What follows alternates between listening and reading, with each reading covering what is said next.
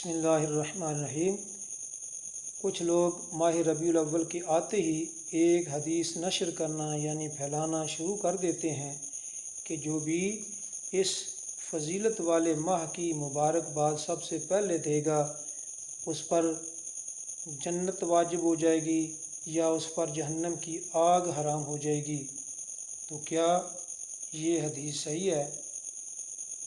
تو جواب یہ ہے کہ ذکر کردہ حدیث کی کوئی سند نہیں ملی اور خود ساختہ ہونے کی علامات اس حدیث پر بالکل واضح ہیں، اس لیے کہ نبی کریم صلی اللہ تعالیٰ علیہ وسلم کی طرف اس کی نسبت کرنا جائز نہیں ہے، کیونکہ یہ آپ صلی اللہ تعالیٰ علیہ وسلم کے بارے میں جھوٹ باندھنے کے زمرے میں آتا ہے، اور آپ صلی اللہ تعالیٰ علیہ وسلم پر جھوٹ باندھنا کبیرہ گناہوں میں سے ہے۔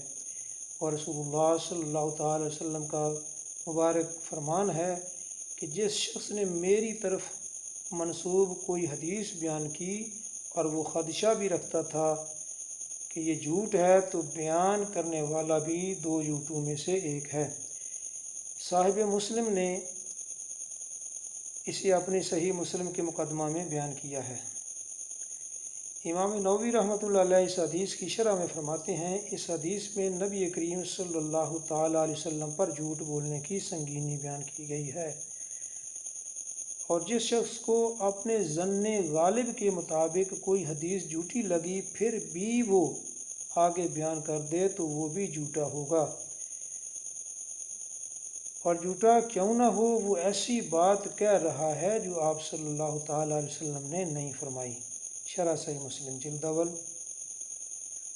اور اس حدیث میں ذکر کیا گیا ہے کہ ماہ ربیع الاول کی جس شخص نے مبارکباد دی تو صرف اسی عمل سے اس پر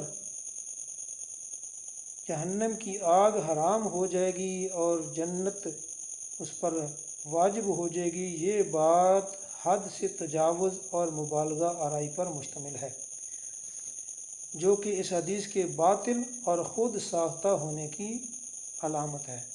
چنانچہ علامہ ابن قیم کہتے ہیں کہ خود ساختہ حدیث میں اندھا پن، بے الفاظ اور حد سے تجاوز زیادہ ہوتا ہے، جو ببانگ دہل ان احادیث کے خود ساختہ ہونے کا اعلان کرتا ہے کہ یہ حدیث رسول اللہ صلی اللہ تعالیٰ علیہ وسلم کے نام پر خود گڑھی گئی ہے۔ تو جس نے سب سے پہلے کسی کو ماہ ربیع الاول کی مبارکباد دی اس پر جنت واجب ہو گئی، اور جس نے کسی کو ربیع الاول کی مبارکباد دی اس پر جہنم حرام کر دی جائے گی۔ ایسی کوئی حدیث سرے سے موجود نہیں۔ ستم ظریفی کی بات یہ ہے کہ مذکورہ بالا دونوں باتیں حدیث رسول صلی اللہ تعالیٰ علیہ وسلم کے نام سے پھیلائی جاتی ہیں، جبکہ حقیقت یہ ہے کہ ایسی کسی حدیث کا وجود نہیں کہ جس میں ربیع الاول کی مبارکباد کی کوئی فضیلت بیان کی گئی ہو۔ یہ سب من گھڑت اور بے بنیاد باتیں ہیں، اس لیے ان سے باز رہنا بہت ضروری ہے۔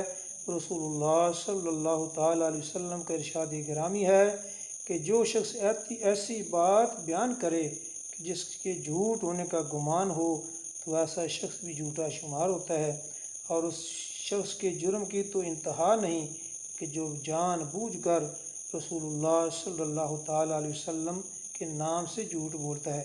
نبی کریم صلی اللہ تعالیٰ علیہ وسلم کا فرمان ہے کہ جو شخص جان بوجھ کر مجھ پر جھوٹ باندھتا ہے تو وہ اپنا ٹھکانہ جہنم بنا لے۔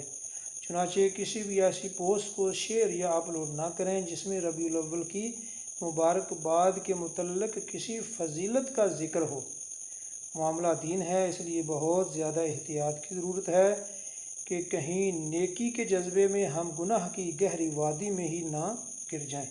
اللہ تعالی ہماری حفاظت فرمائے، دین کا صحیح فہم اور اس کے مطابق عمل کی توفیق نصیب کرے، آمین ثم آمین۔